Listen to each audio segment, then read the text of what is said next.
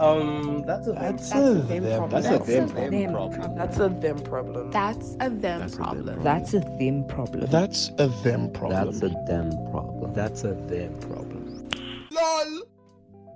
Welcome to That's a Them Problem. Full disclosure, this was a long time in the making. Well, just the idea of a podcast in general. And I fucked around with many ideas, I won't lie. Some already are in fruition. But this was something that I wanted to do. Well, I wanted to do a podcast by myself as well. And so that's this. That's a them problem. I am all of a sudden so shy because the camera isn't on, but the mic is on, which is crazy because I'm so used to being in the background, at least for the last few years. And it's just kind of crazy that this is where it's come to. And I've always kind of felt like I wanted to say a lot of things just at like public mass disposal. But I also thought, like, what the fuck do you have to say that's any different? And I feel like at this point, not that I have anything special, but I just would love to continue building community where people share in the same sentiments about experience, about life, about dealing with really hard emotions, about being queer, about discovering the weird nuances of being queer and the relationships that come with that, identity as a whole, fuck's sake, but also like the really cool things that as a person, at least as in my experience, that I've stumbled upon that bring me joy. And I wanted that to be the first episode of That's a Them Problem, which is shout out to the art kids and to Salvador Dali. That's what I'm gonna call this episode. And the reason for that is that, like, I feel the only reason why I'd be so prompted to finally do this whole thing is because I'm an art kid at heart. Oh, I've always have been. I'm one of those jack of all trades, and I am a master of many. The saying goes, jack of all trades but master of none, and I feel like I am a master at some. Actually, no, that's a lie. I'm just trying to make myself feel better. Oof. I'm ready with the self-deprecation. And what's so funny is that, like, I'm going to want to edit this out, but the way that, like, podcasts go is long format, like free flowing, so I probably am not going to, just for the sake of, you know, clean continuity. I hope I said that right. Jesus Christ. Well, yeah. Anyway, that's your intro to what this whole shindig is. Welcome. So glad that we can build a community now. Yes, it's your problem now. And also, just while we still on Zoomy, so before we even get into the topic, just me ranting about life and the things that are on top of my head, I just want to shout out to the people that are in my intro. Thank you to all of them for sending voice notes so short notice, because again, in all transparency, me wanting to do this podcast by myself, right now, this is the 5th day of the idea. I've already finished all the imaging and promos and stuff. Yes, this is all self-produced. I guess the blessings of being in a radio space for so long is that you kind of figure little like skills out, and then by the time that you need it for yourself, you kind of like figure it out. So I hope that you enjoy the intros and outros, and as well as the trailer, which I did myself. But yeah, that's what this is gonna be. Every episode we're gonna have a different topic, and I'm really excited. At some point we are gonna have guests on, but for the majority of the time it will just be me, so sorry about that. So yeah, let's get into it. Shout out to the art kids and Salvador Dali. I think that we need to start off with the idea of like artists, and I mean in all genres of art in general. If you hear that is my fridge, I am so sorry, but we're not in a studio. The closest we have to professional anything is a mic and Fruity Loops and Audacity. That's what I've been using to make all of this. But anyway, the idea of creation in any genre of art is really interesting. I've been scrolling a lot in the early hours of the mornings every day on reels and stuff, and there's this like particular reel of Erykah Badu like explaining 3 different types of artists, and she says something along the lines of, obviously this is a paraphrase, I'm not gonna actually talk about the whole reel, but the subtext of it is that like the first artist is the artist that suffers, like they suffer making their art, it hurts them to make art, but at the end of the day it's about creating from that place.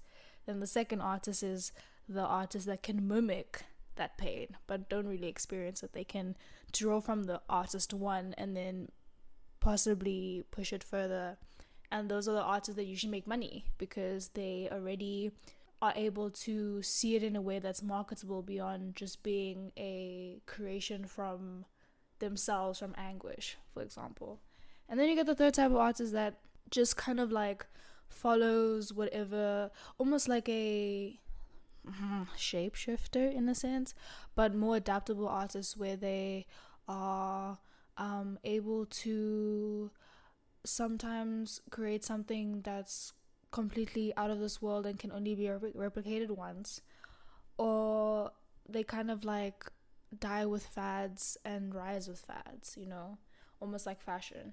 We're gonna get into those topics too. Sorry, this is literally a like mind diary of all the fun shit and the sad shit that like I want to talk about and experience, you know what I'm saying?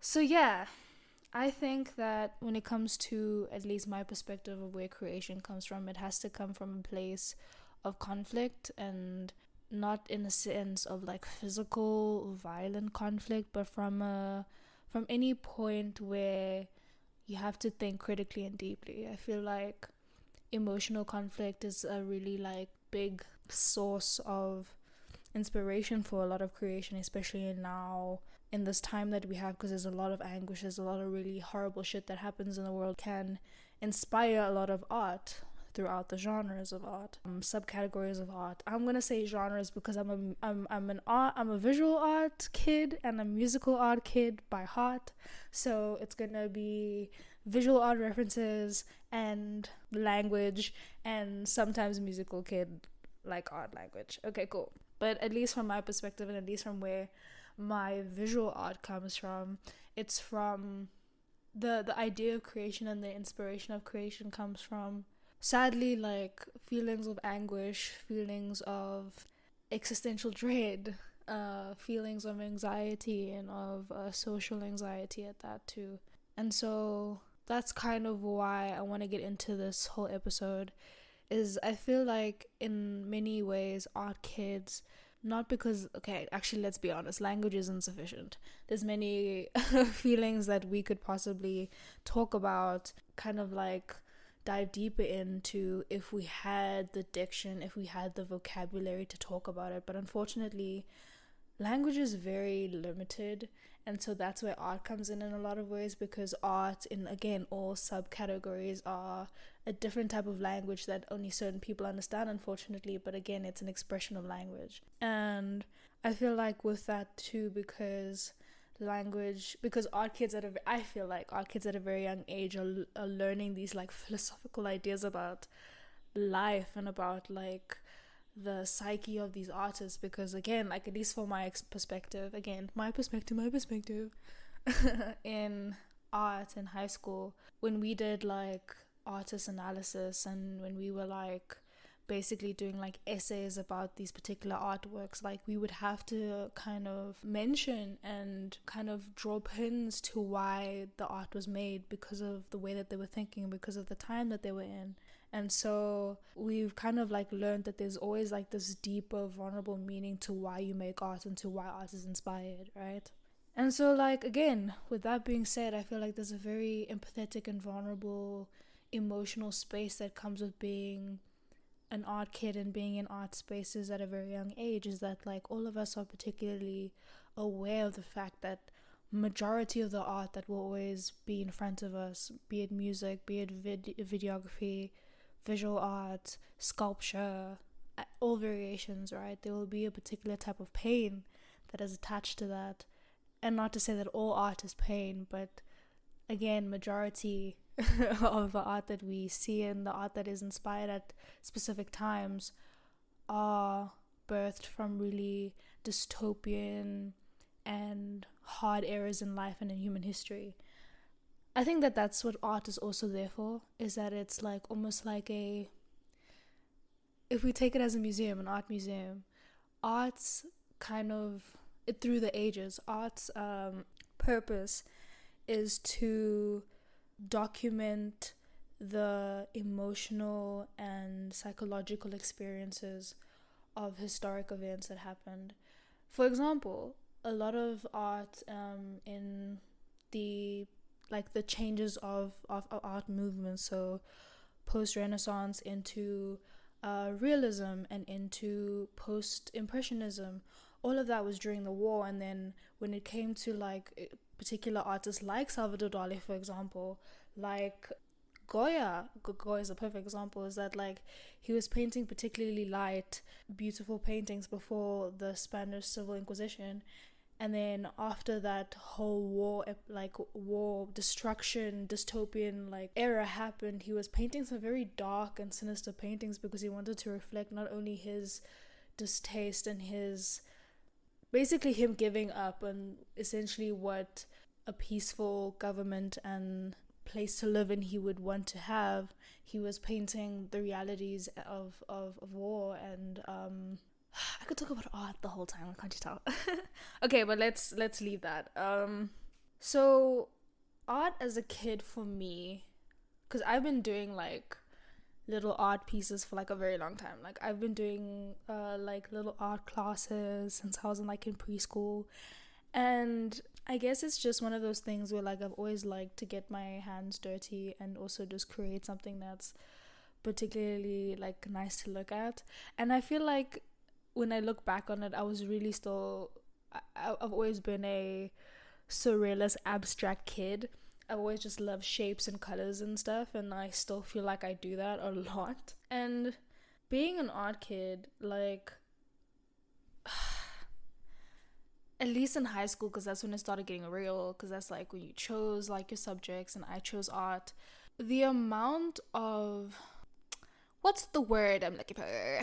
Quick stress time management I would have to go through to get these projects done, because I don't know if you know, I think that only the visual art kids will know how much work actually went into going to art class. Because maybe like, at least for me, like 2-3 days out of the week, like you'd be doing theory, and that would be like going through the history of art, and going through like artist analysis, and learning how to like write these really long essays with particular ways to like analyze the art, and like, you know what I'm saying, like that would be the first like half of the week. And then the last part of the week would literally be practicals. And like most of the time, if we were not making final pieces, we were making these like visual art diary books. So basically we had to explain how we got to this final piece. And now in my older age, I still suffer with that. I still suffer with the idea of having to kind of like explain and document my thought process to get to the final kind of artwork. Because I won't lie, at this point in time in my art journey, I'm no longer making completely original ideas.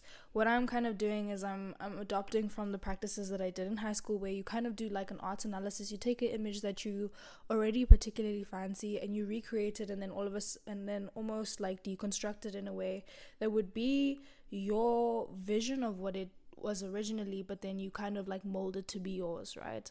And also, if you know me, oh, by the way, I haven't even like introduced myself, and we like 15 minutes in. I am so damn sorry. I am Nick Dawson. I am your narrator of this pod. Yeah, go by they, them, non-binary person. Not really offended if people call me she. Still grappling with gender and identity as a whole, but we'll get into that. But that's, I think, all you need to know from me right now, because essentially like the complex pizza that I am. Why the fuck did I say pizza? We don't know. Okay, now I'm getting nervous. That's why I'm saying random shit. But the complex idea of what I am will be unraveled throughout this podcast. And like, I don't want to, talking about identity, I don't want to be saying things about myself that like either might change, or that I know it's not actually part of my identity. It's just something that I do, or something that I'm particularly involved in, but it's not who I am. So I don't want to like go over all of that. That's why I hate it when people are like, tell me about yourself. I'm like, you want me to tell you finite things about myself? How limiting. Anyway, so already from like a very young age, I kind of like adopted this iconography of like eyes. So a lot of the artwork that people have seen of mine, even the tattoos on my fingers, are eyes. And I can 100% say that from a very young age, the idea of iconography of eyes is that I always had a tendency in my art to grapple with the idea of identity and the idea of anxiety and of social anxiety, be it that. And this is going to sound so weird, but I've always been aware of being perceived. Duh, like people can see you, but it's not like that. It's like, how do I put this? I've been, at a very young age, I was exposed to the fact of why I'm being perceived in a specific way. I grew up with a lot of misogynistic men, unfortunately. If you feel, the men that I grew up with, if y'all are hearing this and you feel offended, okay, cool.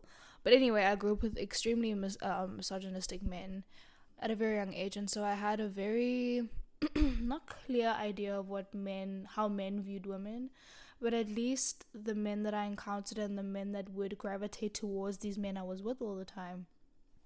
And men, I mean like my cousins and my uncles, not like random ass men. I'm so sorry. Let me also be clear about that shit as a young femme person. And so because of that, I felt very self-conscious and very uncomfortable and very unsafe around a lot of men as a kid. And to a certain extent still to this day, but I think that a certain level of my energy kind of pushes them away because I only attract like thems, femmes, heys, babes, and theys. I love it. Anyway, so because of that, like the anxiety of being perceived by men has always kind of been this like underlying like anxiety of my art.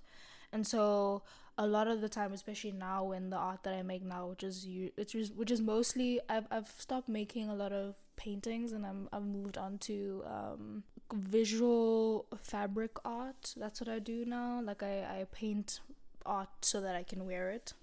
And one of the pieces that I've done is actually inspired by Salvador Dali, and we're gonna get into him too as like a whole like thing. Yeah, so especially now, like a lot of my art is still inspired by that feeling of anxiety and being perceived, but now it's being perceived by everyone.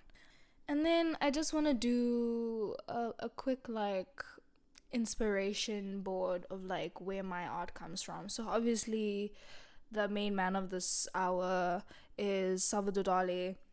I have heavily inspired by him because I love surrealism and the idea of surrealism, and we'll get into that. I love Frida Kahlo. I love Keith Haring.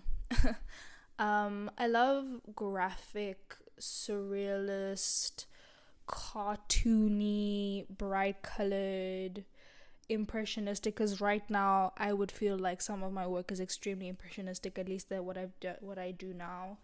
Yeah, and I'm just really inspired by all of that. I think also Salvador Dali is a big inspiration because he's gone through so many movements through his own art.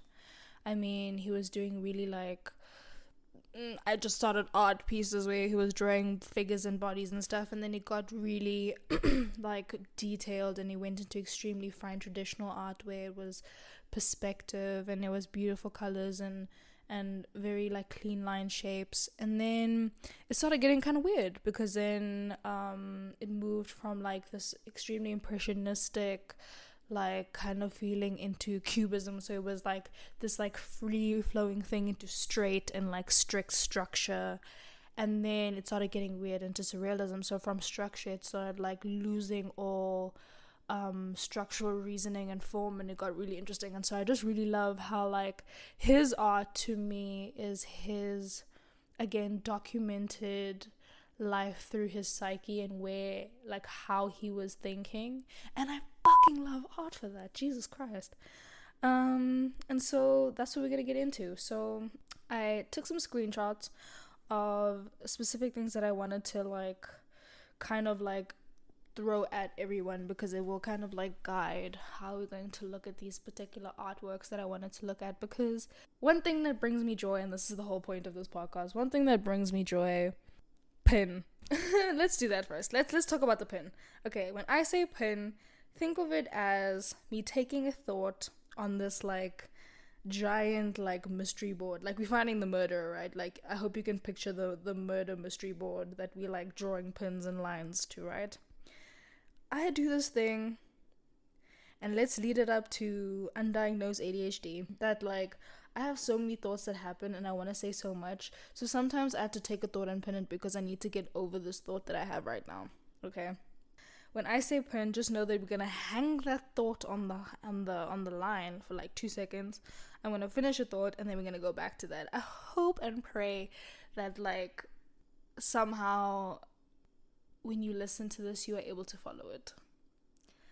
I will stop myself when I know that I'm going too far off the cuff and it starts getting like muffled, but like let's see how we go about this, right? Okay. So also my train of thought, again, I'll have the thought and it'll be pressed against my frontal lobe, and then the moment I want to say it, the train has left the station, and then like I have no thought to say. So this is what's happened now. I said pin, and then I forgot the thought that I was pinning because I was explaining the pin. Damn. Oh yeah. So one thing about like art analysis for me is that it's something that brings me joy. It's something that like I love overanalyzing and criticizing art, but not in a bad way. Essentially just criticizing in a way that like makes me think about how I look at art and what the art brings up in me. Yes. So we're going to go through specific terms and things that I found very interesting while I was researching for this episode, because I also don't want to come into episodes and like just be like free talking.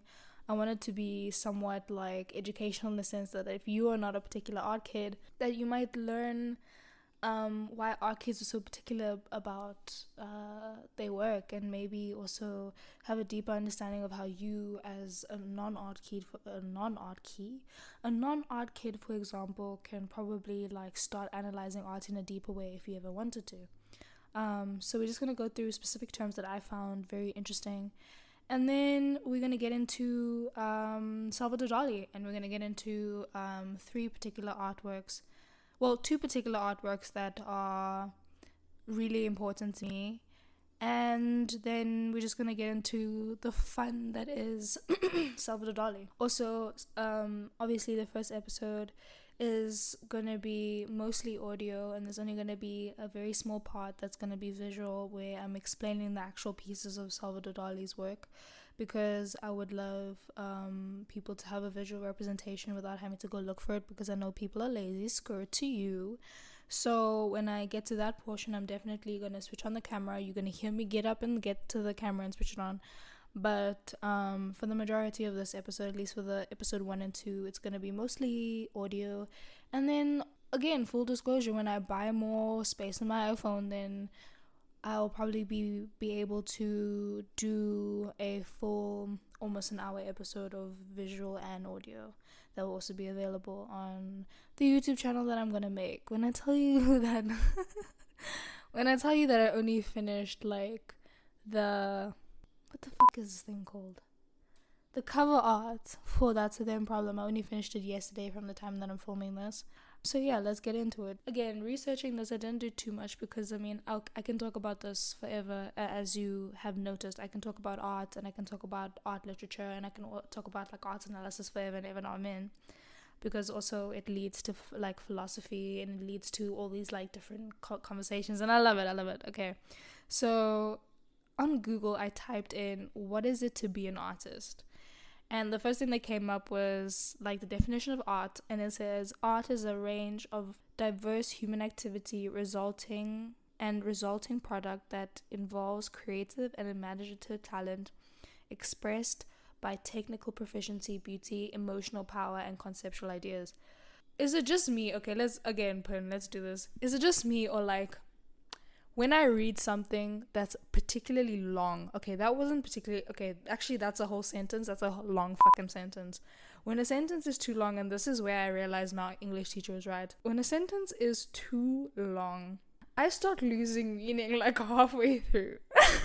Like I read that, and like I hope that I understood it the first time because I read this earlier and I screenshotted it, but for some reason reading it now as a full sentence, like as it's written, because like obviously I broke it up into pieces when I was like, okay, this relates, this doesn't make sense right now. Okay, wait, let me just break it up. Art is a diverse range of human activity and resulting product that involves creative and imaginative talent expressed by technical proficiency, beauty, emotional power, and conceptual ideas.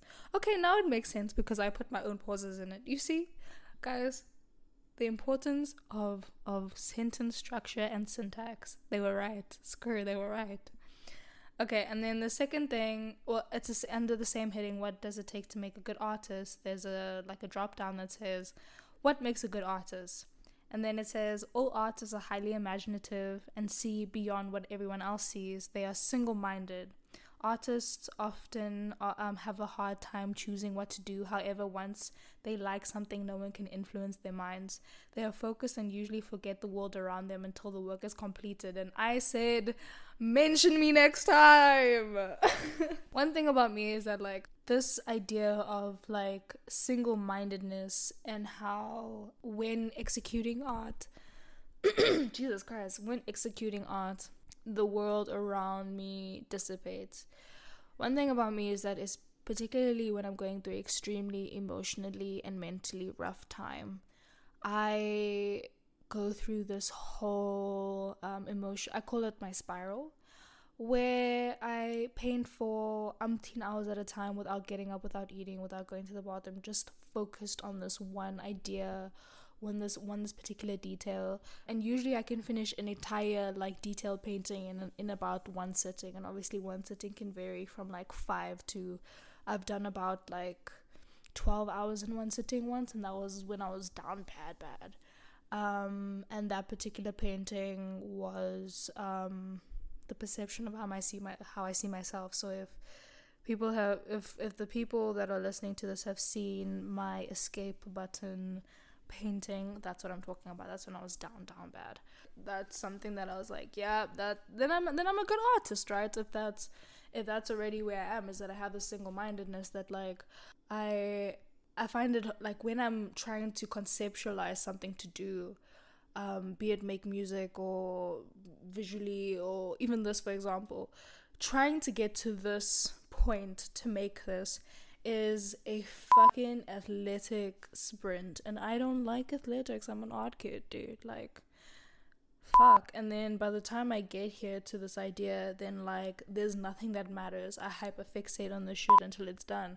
I.e., this is the 5th day that, like, this idea is in motion, and I've already done basically everything. I've already scheduled the promo, and now I'm doing this episode for everyone, and, like, I'm really excited about it because half an hour ago, we're already in half an hour. Jesus, this thing actually goes really fast. But, like, half an hour ago, I was really stressed about doing the first episode and what I was going to talk about, and now, like, being in it, I'm like, I really, really like this. Okay, cool. Podcasts are so important to me now. They soothe a part of me that feels like I'm not alone, and so, again, building this community of people that share their experiences but also influence those experiences, you know? Okay, cool. Let's carry on. And then the next drop down that I had, this is back on, like, words of art, right? Again, pen, unpen. What is the process of creation, being an artist? This is from artanddesigninspiration.com, and it says, what... The title of this blog piece, this internet piece, is What Turns an Artist On? A Glimpse into the Creative Process. What the fuck? Anyway, it says 5 stages of creative process: inspiration, percolation, preparation, creation, and reflection. In a normal, structured world, yeah, I mean, five stages make sense. I would say I have about 3 processes, which is inspiration, creation. Actually two. Inspiration and creation. I'm just like, ooh, I want to do that, and then I do that.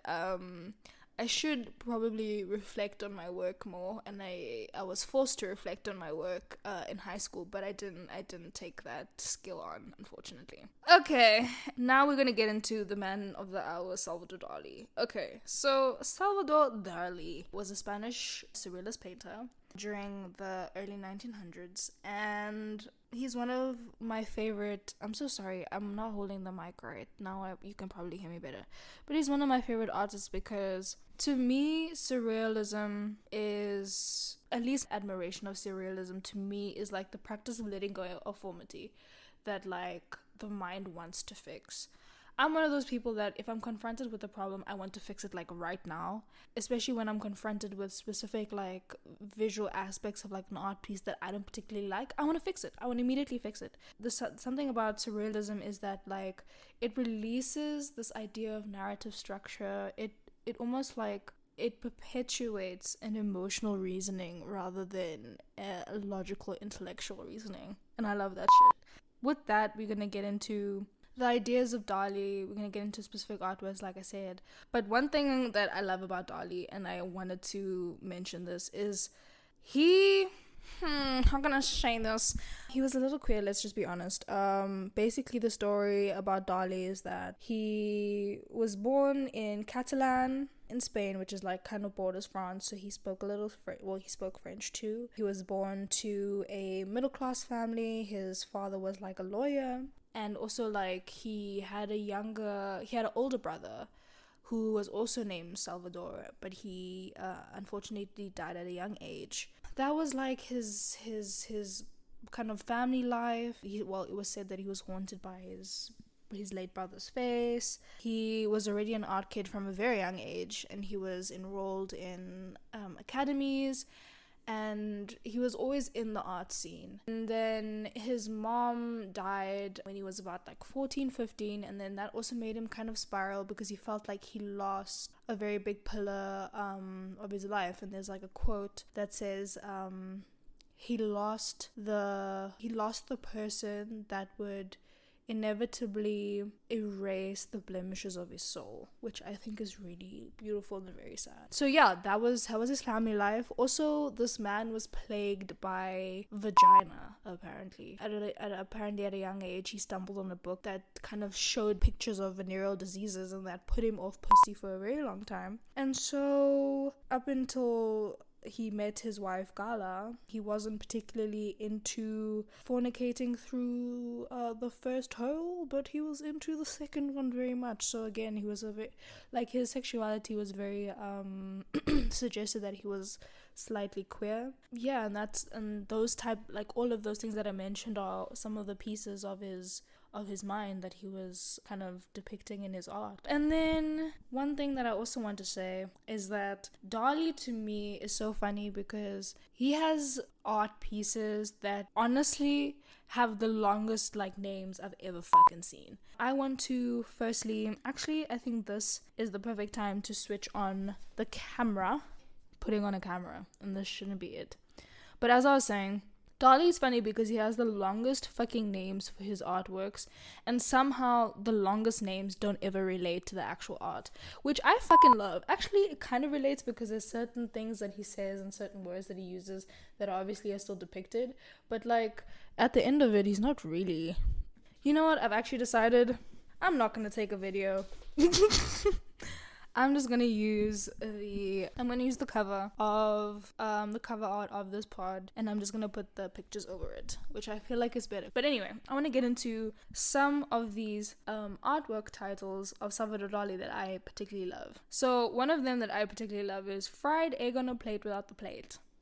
I'm not gonna show you this visual. I just think that it's really funny, and I think that you should go look at it. There's another one that Nude in the Desert Landscape. That's not that long. Dream caused by the flight of a bee around a pomegranate a second before awakening. That's the title of one artwork. And this particular artwork we actually did in high school. Well, I did in high school. There is a bee and a pomegranate, but the dream caused by the bee around the pomegranate isn't whatever that is. That makes sense, babes. That makes sense. And then this is where I'm gonna start showing the visuals. So the best title I personally feel Salvador Dali has ever written is, and I quote, "Giant flying mocha cup with the sorry, that's the sound of me becoming illiterate. Inexplicable. Okay. Let's start again. Giant flying mocha cup with an inexplicable 5-meter appendage." Here's the image. Yes, it's not a actual appendage that we're all thinking about. Get your mind out of the gutter where we party. It's actually just this long, extended piece of wire that kind of holds the cup. Now we're going to get into the pieces that I actually wanted to talk about. And it's one of Salvador Dali's most famous paintings, I would say, Persistence of Memory. So this is kind of the most famous one because everyone recognizes it, and this is the piece that has actually inspired one of the pieces of clothing. I'm going to put the picture up now. Ding. I don't know why I'm doing my own sound effects, but anyway, this is the melting clocks. When we did this piece in high school, I was so mesmerized and so like moved by this piece for some reason, and I didn't really understand it because when it was explained to me, obviously I didn't understand the depth of how meaningless and meaningful this art piece was. And so again, I did some research, and this website called the DaliUniverse.com, it says the message of the persistence of memory is that our subliminal unconscious mind is present in what we do in our daily lives and has more power over us than man-made objects in the conscious world. If we take that meaning and then we look at the image, I think that it's one of those things where like your perception of the world is more powerful than the things that are actually in the world. How you look at the world is more important than the things that are actually in it. Because a lot of the time people are delulu and like, you know, things can just blend into the other. I feel at least, okay, firstly, the perception of memory, bitch. Shout out to the art kids and Dali. We were understanding philosophies of the world before we knew how to like fucking do taxes and cope with stress properly, which is so fucking weird. But like I said, I feel so strongly to this piece because when I first saw it, it made me feel that there was a strong connection to how like memory, because it's melting clocks, memory is so fickle, and the clocks are said to like mimic melting cheese, camembert cheese, right? And the same way that the clocks kind of melt like cheese, structural integrity starts to wither away. And in the same way that like experiences turn into memories, and then the memories start losing their sharper edges, they start losing the things that cut deeper, and essentially they become this like very like soft, withered away idea of experiences that somehow feel dreamlike. Sometimes you think of something and you're like, did that actually happen? And so that was like what I felt as a very young age. Also, let me just say, I know that my art teacher is so proud of me right now for doing this like whole thing, because like, can you imagine? Shout out Miss Hampy. I'm so sorry, if you know, you know. I'm also so proud of the fact that like I've got into this in my art career. Again, we're gonna go into another piece here where it's the Dali.org. What do Dali's melting clocks symbolize? The melting clocks are symbols for the lack of meaning and fluidity of time in a dream world. This, I would say, not even in a dream world, in reality. I would say that the melting clocks are symbols for the lack of meaning and fluidity of time in the real world, because essentially, like, we could try and structure things in a certain way, but the way we remember things, it's all in, like, one fluid kind of space. Do you know what I mean? If it's not in the present, it's in this, like, fluid ether. Girl, I hope you're enjoying this, like, you know, educational moment. And this art piece, again, when I mentioned that Dali had symbols of these, like, specific, like, motifs in his life. For example, in The Persistence of Memory, there's, in where one of the clocks are, there's, like, a little colony of ants. And ants in Dalian, I'm just gonna say Dalian, fuck all of you. In his like Dalian symbolistic way, ants and a swarm of ants is his feelings of anxiety. So like when I learned that and I saw the relationship like the ants and the clocks, I was also like, dude, same. Like I'm also like really like fucking anxious about time and like time slipping through my fingers and feeling like the world is gonna end tomorrow if I don't get my shit done today. And again, it's another thing that I also express in my art. And again, I feel like that's just the plague of being in your 20s, is that like you feel like the world's gonna end. But anyway, and so the reason I also chose this painting, The Persistence of Memory, is because later on in Dali's career, he started almost like recreating his works, his first original surreal works, and remaking them in a way that would kind of revisit those ideas. And so the revisitation, lol, if that's not a word, I am so sorry that I'm annoying the English majors. But the remaking of The Persistence of Memory is called The Disintegration of the Persistence of Memory. And again, we're gonna go back to Dali and his beautiful long titles. The original title of this work was known as The Chromosome of the Highly Colored Fish Eye, Starting the Harmonious Disintegration of the Persistence of Memory.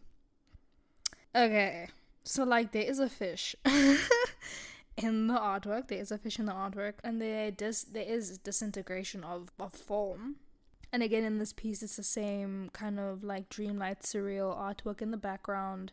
There's still these melting clocks, but then all of a sudden there's these like very structured pieces alluding to his cubism, because also at this point he went over his cubist era. And this is a revisitation of his old work. I don't feel as moved by the second artwork, and I wanted to bring this up because you can see that at this point Dali is trying not to bring a particular type of logical reasoning into his artwork again, but now he's almost deconstructing too far figures, because essentially some of the readings that I did for this piece, the blocks that look like bricks are essentially him breaking down matter into atoms. So we actually don't know what kind of structure this is, but it's basically breaking down of a memory. So it's no longer formative, like you can't really tell what the memory is anymore. It's just fragments of matter, essentially. Yeah, crazy fuck. But that's basically what I wanted to touch on, is that like it's crazy and amazing how like art, even till this day, because like this painting was made in 1954. I'm not gonna do the math, but like from then till now, the ideas of surrealism and the ideas of creation of art is still so impactful and prevalent, and I feel like that's so fucking important. And it's truly a unsung blessing to be part of I want to say species, fuck y'all, I'm gonna say species of people who are drawn and made for the creative, for the means of creation, for the process of creation. And it's a blessing to also have this type of perspective. It's that idea of like, once you put the glasses on, you can't take the glasses off. It's one of those things where like art kids see the world a particular way, and once you see the world a particular way, you can't really switch it off. It's just one of those things that like become a part of you. And so I wanted to end this pod with messages from replies basically that I got. Asked the GC, no I'm kidding, I asked the class, which is basically anyone who replied to me in high school, what did you think of art kids? My baby said, I love the art kids. I'm a musician, so I see them as a part of my creative family. Artists are kids who didn't let their inner kid die inside and out, which I thought was beautiful. And then I asked the actual GC, and I said, question for the class, in high school, what did you think of art kids? And one of the gays said, I was an art kid and we were fucking cool, and she was a theater kid. And then we were talking about like the subcategories of art kids, and I realized that like when I asked that, because when I thought art kids, I obviously just thought visual art kids. And then when she said theater kids, I was like, oh, fuck, there's actually like a whole community of art kids that are not just visual art. So shout out to the visual art kids, the theater kids, the choir kids, the music kids, the design kids, the fashion kids. I have another one that says they were free man, liberated from the perils of academic slavery, punished with the tunnel vision of reaching enlightened form. They were too cool for school. And I fucking agree. And with that was the end of episode 1 of That's a Them Problem. I hope that this was okay to follow. I was hoping that I was only going to clock like half an hour for the first episode, but clearly not. I said long form and she's long form. She long form. Fuck's sake. But if you got to this like part, thank you so much for listening. Thank you so much for taking the time to spend this time with me. Thank you for sharing space with me. Until the next time, please follow our Instagram page at That's a Them Problem. I'm so surprised that no one has a podcast that's named that, because I literally got like that whole name on Instagram, so that's fucking amazing. So That's a Them Problem Instagram. Going forward, I'm going to put up polls and questions. So at the end of every episode, like how I took out replies and stuff, I do want to have some community interaction. So if you ever want to communicate or possibly be mentioned in one of these episodes, please do participate in those polls and those questions. Other than that, it's been beautiful. I love y'all, and please spread that light and that love, because that's what this podcast is also about. Until next time, bye. LOL.